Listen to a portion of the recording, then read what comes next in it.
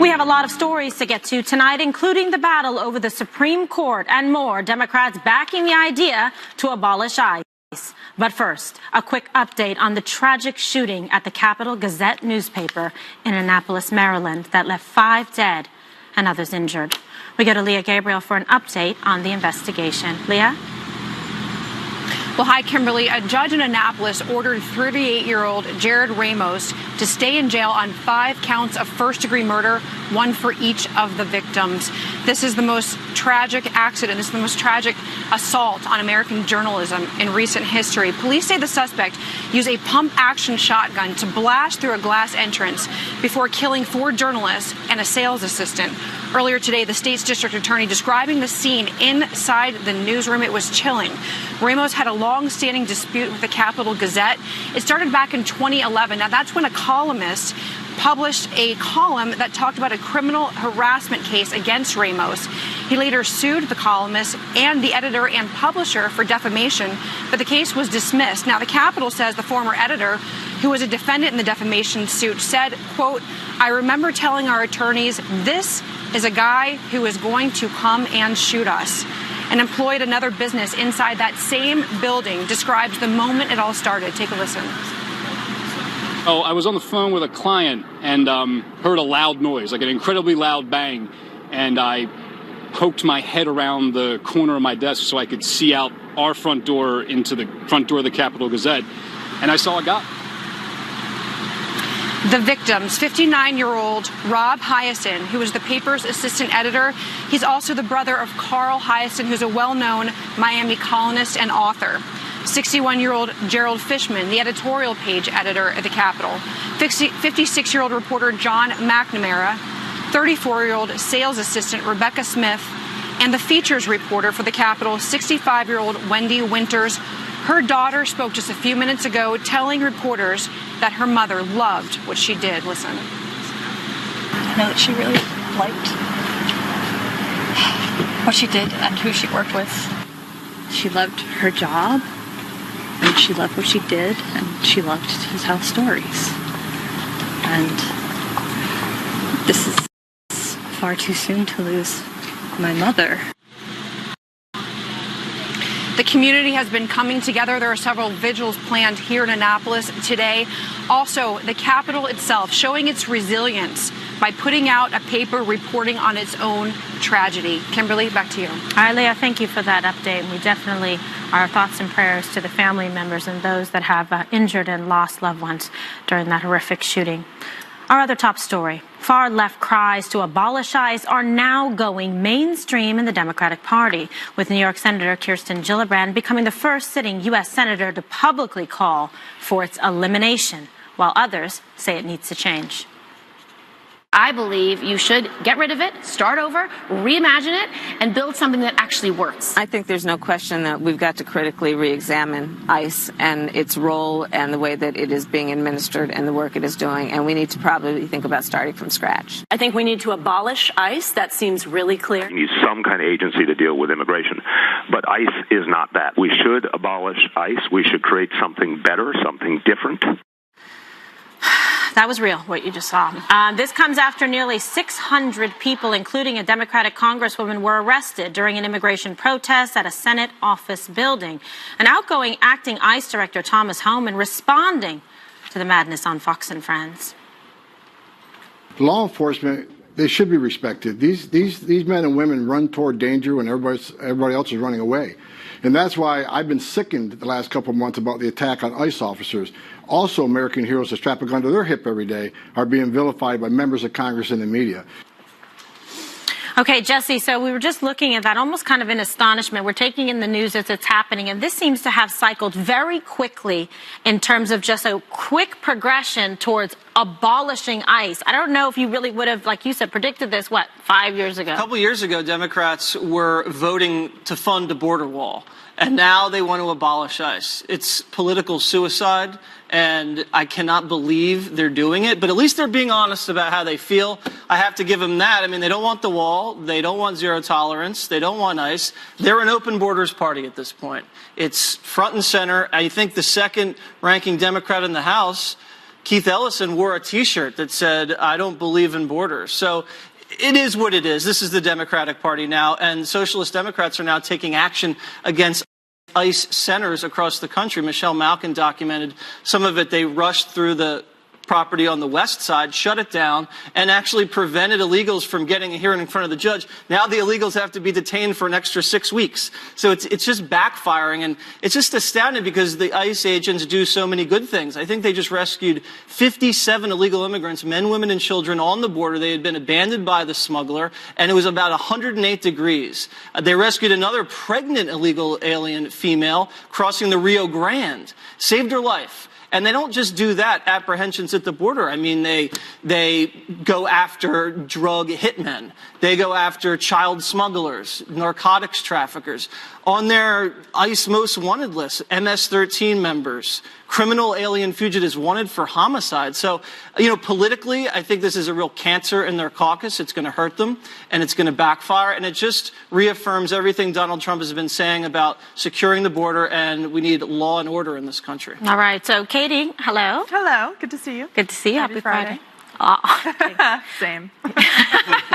All right. So what do you think about this? Because, you've been studying this immigration situation, and obviously people want to be compassionate about children, about families. But is it fair to put the whole onus and the blame on ICE to demonize and then to just sort of a knee-jerk reaction without much thought or deliberation, say to abolish it? Look, this far-left mob that was organized by the extremist radical women's women's march yesterday that descended on the Senate Hart building, they're not interested in protecting children. What they're interested in is abolishing ICE and declaring that entering this country illegally is not a crime. That is what they want. Linda Sarsour yesterday, who has ties to Louis Farrakhan, by the way, who leads the Women's March, said, when one woman is not free in this country, none of us are free in this country.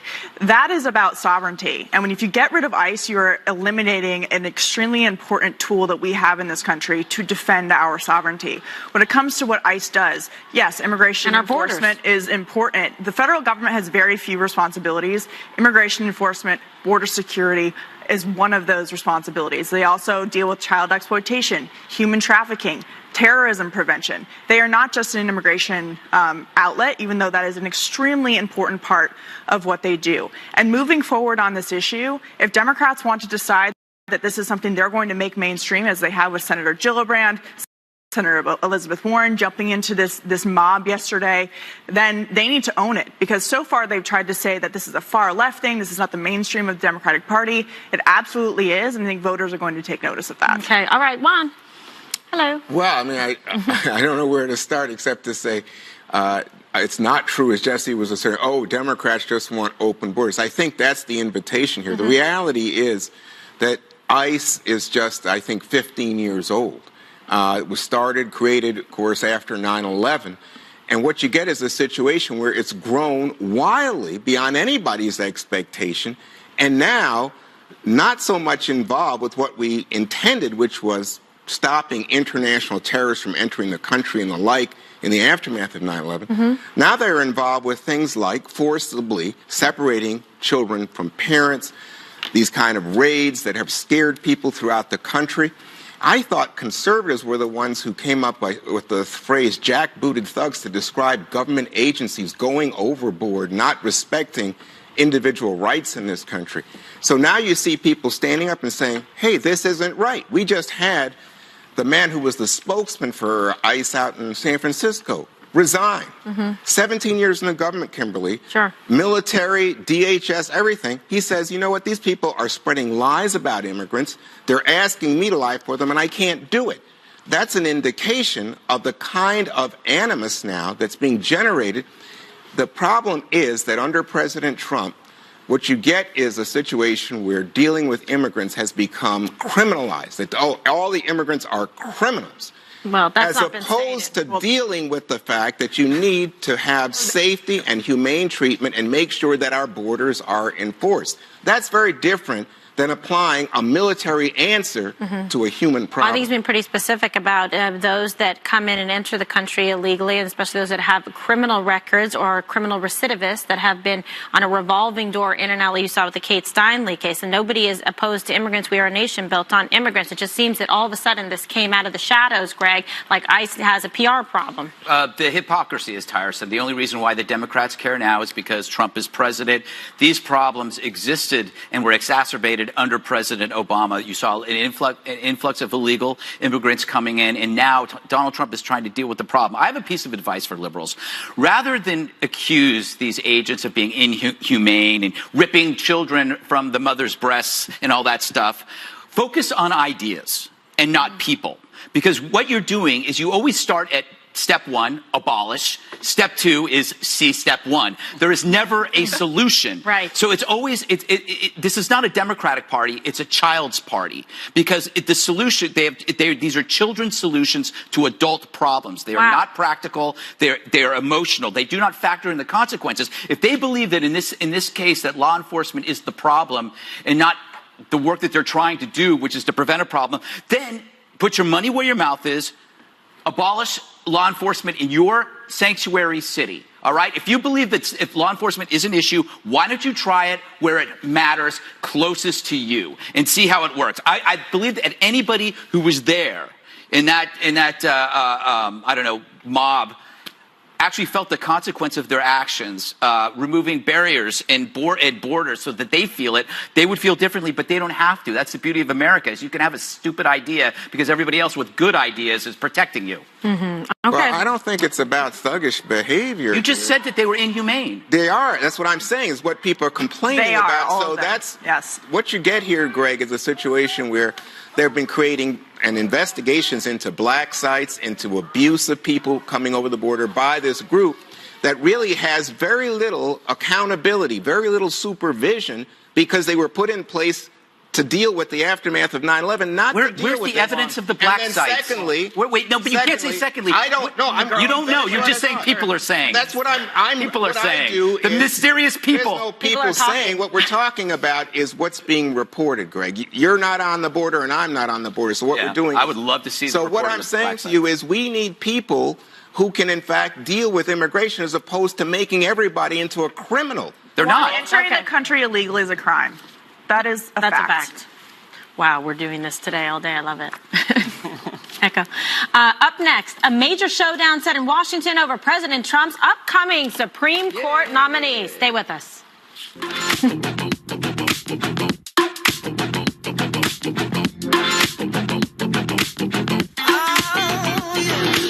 Walking up on the ceiling, dancing up. It never felt so good, it never felt so right. And we're glowing like the metal on the edge of the night, glowing like the metal on the edge. Well, a generational political fight is on after the monumental announcement by Justice Anthony Kennedy that he will be retiring next month. President Trump wasting no time meeting with key senators yesterday to discuss the replacement. The move has conservatives feeling reinvigorated, while Democrats and their media allies are melting down. We're looking at a destruction of the Constitution of the United States, as far as I can tell. Abortion will be illegal in a significant part of the United States in 18 months. In some ways, it feels like all hope is dead. The future of America is at stake. And let me be clear to all of you. I'm ready to fight. Are you ready to fight? Yeah! This is time for vengeance for what happened 2 years ago. I think this is going to be the fight of the century. I think it's going to be almost like Spanish Civil War stuff. If you are not a straight white male in America right now, you are probably freaking out. I think this is a survival issue for women. They can't play nice. There is no playing nice here. Everything is at stake. Our fundamental rights are at stake here. Wow, that's a lot. We also just got news that President Trump will announce his pick to replace Justice Kennedy on Monday, July 9th, which happens to be Jesse Waters' birthday. Is he going to pick you, Jesse? No. I wouldn't get through the hearing. Yeah. And what a birthday present. Yeah, that's it's probably going to be it's all about you. A legal mastermind, top of his class, very experienced, and he's going to run circles this person around the Democratic senators in the Senate Judiciary Committee, and it's going to be a brilliant thing. Him or her, as I said, and there's not really going to be anything the Democratic Party is going to do about it. What are they going to do? They're going to kick out the nominee from a restaurant, chase him across the street. They literally have nothing. The filibuster. Thank you, Harry Reid. Now we're just going to nuke it through. And that's what happens when people win elections. Now, in a way, this could help you because Republicans usually mess up about half of their nominations to the Supreme Court. So you may get some wild lib. But the point is that the Democrats have been saying that everyone's going to die. The tax cuts are going to kill us. Al Gore, global warming is going to kill us. We're all going to die. That's not true. No one's going to die. Everything is going to be exactly the same. The only thing that's dying is the Democrats' chances of taking the House. All right. That's Kimberly, I have an announcement. It's me.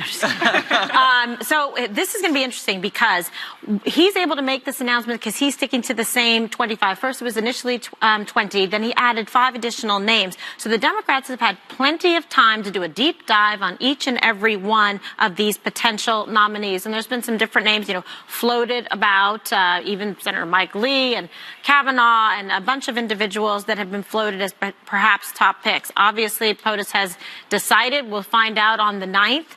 But this is good for the country to get business going and moving forward.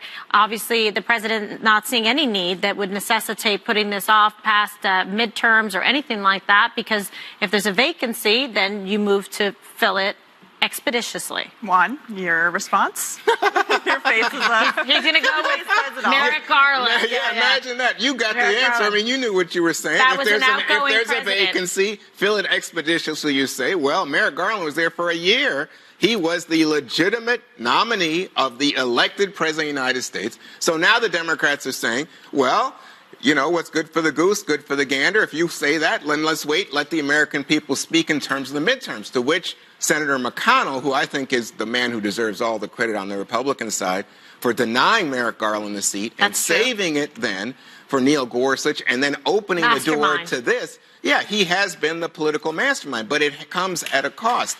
Because as you rush these things through, as you change the rules to allow no filibusters on a Supreme Court nominee, which is unilaterally done. No, it was not. Unilaterally done by Mitch McConnell. Harry Reid did something for lower federal court and other appointees, not the Supreme Court. That's Mitch McConnell.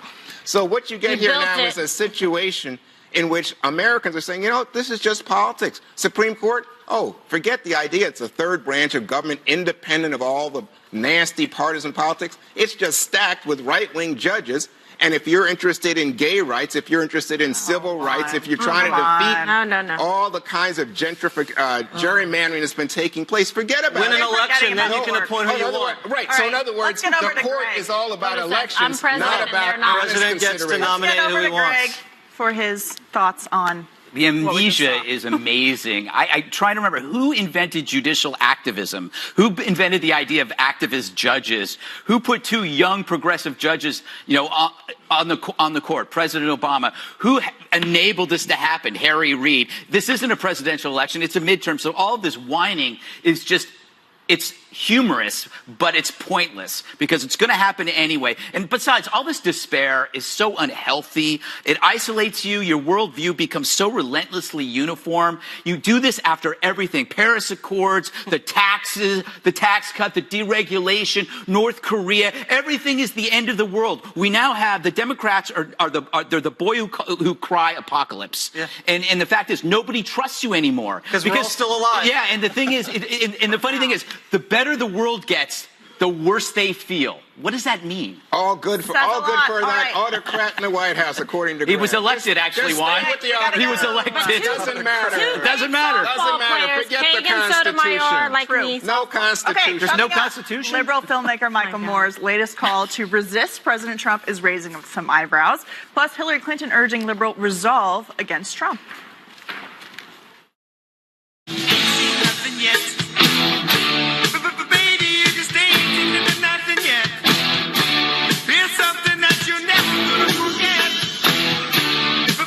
Just like fire, burning up the way, calculate the world up for just one day. Watch this madness, colorful charade. No one can be just like me anyway. The left ramping up their resistance against the president. The latest example from liberal filmmaker Michael Moore. He's making a passionate plea to the left to get active. The despair that I have in going forward and making these movies is, when are people going to get off the couch, and when are we going to rise up? The only way that we're going to stop this is eventually we're all going to have to put our bodies on the line. You're going to have to be willing to do this. When I see those children down in Brownsville, I don't see them as somebody else's children. I see them as my children. Those are my children. And Hillary Clinton, she's weighing in on the civility debate, telling The Guardian, quote, "Oh, give me a break. Give me a break. What is more uncivil and cruel than taking children away? It should be met with resolve and strength. And if some of that comes across as a little uncivil, well, children's lives are at stake. Their futures are at stake. That is that ridiculous concept of both-side-ism." So, Greg, you were talking about that earlier this week, both-side-ism. Yeah, obviously, when you're out of power, you're angrier than the people that are in power. So I try to understand their irrationality. But the one thing, I'm for people I think that Michael Moore is a real person. So when he's angry, he means it. Hillary is a fake and a phony.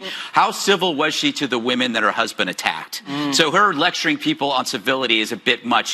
She's like the town heckler that shows up at little league games drunk and yells at the players, and finally parents have to shoo her away. I find her righteousness to be noxious, but I find Michael Moore always to be sincere, and he was sincere about Trump back in the day. He was one of the town that he would win. He was the guy that said you got to watch this guy. He's going to win. Yeah. So I always respect him, but that was just phony BS. Yeah.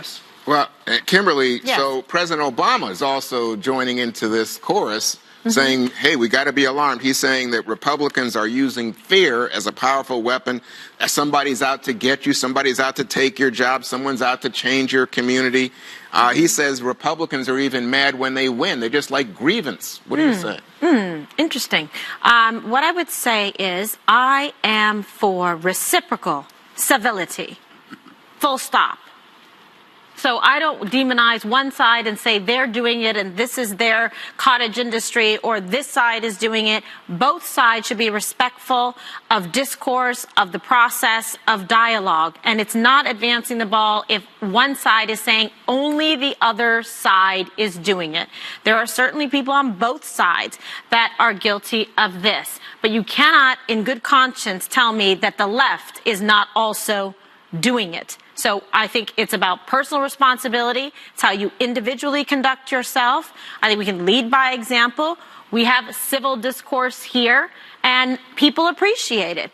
That's why we have different viewpoints, okay? So everybody can be the adult at the table and engage in a thoughtful, deliberative way that is respectful of other people's viewpoints. That's what America is about. Yeah, let's not forget, too, that President Obama told the same group of Democrats they needed to stop whining and that they needed to actually go out and do something and get over their own grievances, because we know that the Democratic Party is all about engaging and profiting off of grievances and have for many, many decades. But I want to go back to what Hillary Clinton said about what is more uncivil than taking children away from parents. She then, of course, is putting the responsibility not on the parents who choose to separate their children from their families back in their home countries and taking them to this dangerous journey over the border. She's holding America responsible instead of the people who are actually doing it.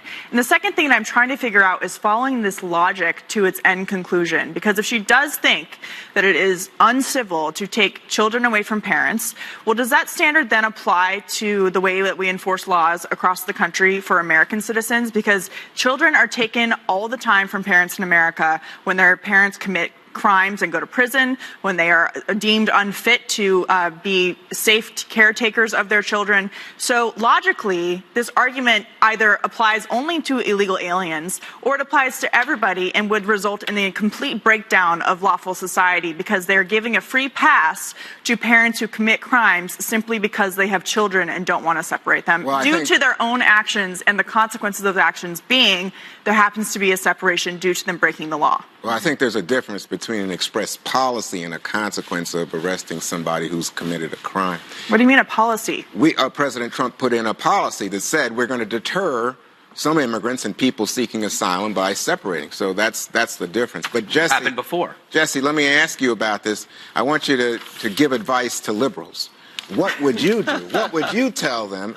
Only what would that you is tell abolish ICE. Yeah, Michael Moore, Barack Obama, Hillary Clinton. How do you fight Abolish the Trump? police force? Yeah, they don't want to hear from me. They want to hear. We want to hear. Jesse, you're the insider. You know, honestly, I would just say, get out and vote, register to vote, raise money, fight in the legislature, not on the streets, because the street stuff, I think, is divisive and dangerous, and we don't need it. And they're just panicked because Trump's on a roll and they can't stop him. Wow. Okay. So, Jesse, advice for the libs. Don't go anywhere. The Fastest 7 with Jesse up next. I like it when one.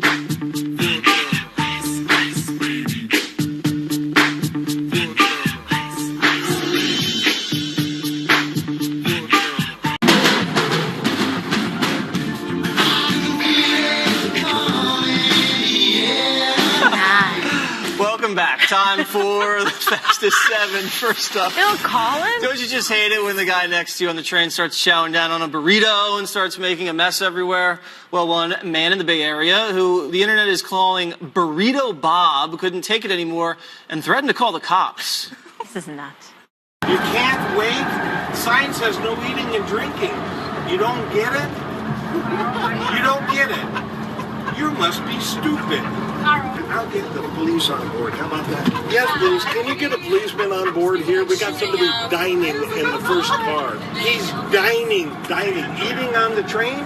Eating on the train. Oh, rats in the train. You know, Gutfeld, in New York, if someone narked on you for eating in the subway, they'd knock you out. Yeah, the snitches get stitches where I'm from and where I did my time. You know what we used to say when we were growing up? What we were told, government was Big Brother. We are Big Brother. It used to be live and let live. Now it's I'm telling on you. It's the guy who's telling on him, and then it's the other person filming him. So everybody's thinking on each other. Everybody's thinking on each other. It's sickening. It's a circle of thinking. It's circle of thinking. That's the title of my next book. Oh my God! Write it down, beautiful mind. Well, Kimberly can't even address this. She's never been on public transportation, so I'm going to go to Juan. No, she came with me once. I was with Greg. Yes. It was a very weird. No, you went with me on the subway once, and it was like outer body experience for everybody else on the subway. I can address it. Hello, I'm Kimberly's food court. This guy would probably write in and report me for eating food on set during the show. I actually think a burrito is the proper thing to eat on public transportation because it doesn't make a mess. It's contained. The rats can still smell the burrito on the train. That's true. This guy's just trying to prevent rats, and there are rules. And this is just me. This is you're just siding with the narc? I am, because this is like me in the quiet car when there are signs forever saying do not talk on your cell phone, and everyone gets on their phone. Oh, yeah. Everyone just wants Excel media over here. Yeah, what do you think? Sorry, guys. Well, I just think, so we see like a pattern here, because remember we had that peppermint patty lady, the lady about the kids water selling bottle sales. Was it water or lemonade? And then we had something about lemonade. Remember, somebody didn't want people selling lemonade the other day. Patty. Whatever. Burrito Bob and Permit Patty should go make love and have babies that knock on everybody. The Terminator and former California Governor Arnold Schwarzenegger is out with a new video mocking the president's plan to save coal. It is foolish to bring back laughable, outdated technology to suit your political agenda. I mean, what are you going to bring back next? Floppy disks? Fax machines? Beanie Babies? Beepers? Or Blockbuster? Yeah, think about it. What if you tried to save Blockbuster? I think, Greg, and better than the other kind of snarky videos he's put out. Well, this is ironic coming from a guy who makes his living saying, I'll be back. He's coal privileged. All right? Yeah. There are 2.8 billion people who don't have access to clean cooking fuel. Using different biomasses, including even waste, kills 3 million people a year. Favorite subject. And also, if you look at the people who pride themselves on their electric cars, where do you think they get the electricity from? Power plants that are often fueled by coal. So he's a hypocrite. I think the West Virginia Mountaineers should go pay him a little visit out there in sunny Southern California. Yeah, I think that they're happy with not listening to him and getting their jobs back so they can feed their own families while he lives in his mansion. Man, he used to be quite a hero. I just can't get over the deceit and the lying. Obviously, the coal industry is not coming back. What's growing is alternative energy. Schwarzenegger calls him out, and you guys go buy after coal. Schwarzenegger. That's unbelievable Well, they to just me. opened up another You know how coal those electric mine in cars go? Pennsylvania, Kimberly. I don't California- think coal's dead yet. No, as much it's- as one wants it to be. No, I'm just telling you, it's a not dead. reality. It's not dead. And it was an issue in the last election, and he's not eliminating coal jobs. And I once had an ex-husband who just loved electric cars. And I also once lived in a solar energy house. It was terrible.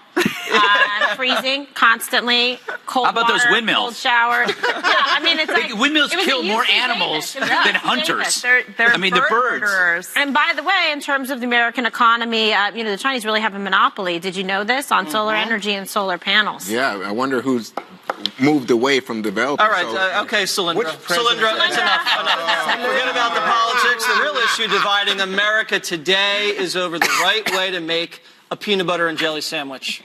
It all started with one Twitter user pondering, what is the proper way to make a PB&J? Prompting hundreds of mind-blowing responses like this. Ready? Take both slices and cover them in peanut butter, then jelly on top of the peanut butter on both halves. Don't know what that means. And bread, mix PB&J thoroughly in a bowl. No way. Spread liberally on both slices No, of bread. Kimberly, how do you do it? This is Food how court you do it. extraordinaire. Watch out, everybody. Go ahead. Here's the jelly. Somebody might get hurt here, but I'm not sure. Oh, 30 Here are the seconds. preserves. Jeez, wait, Jesse, I'll rip open that this off. while you- I will get this So off. what you do, sorry, don't mind the fingers. There we go. You're a mom, kids don't mind them. So you got to put the jelly on one side. Okay. Just imagine that Zoom it's in a That's over my style. Use a different knife, Kimberly. the different knife. I did it the last By the way, mix the knife. By the way, you know, Kimberly, I don't even use bread. Okay, this is what I'm saying. So you It's too just Atkins friendly. liberally do this, Whoa, right? whoa. So imagine there's more and more. Oh, so you get a nice base going. Yeah, you do it. And then like you that. add to the base. So here's the thing. And then you go like this and just move it around and make sure you cover it so it's nice consistency. If you bite into a corner that's empty, Oh, yeah. without No it, one likes an empty corner. no and this one is likes it. triple berry preserves, and then you go like if you're this, interested. and you just make a Sammy. Do you cut it? Then How do you cut it? Diagonal? Oh, diagonal. Oh, diagonal. Wow. Let me get a bite of that. Cheers. Cheers. Thank That you. was pretty fast. All right, That's another a mom. exciting edition of Fan Mail Friday up next.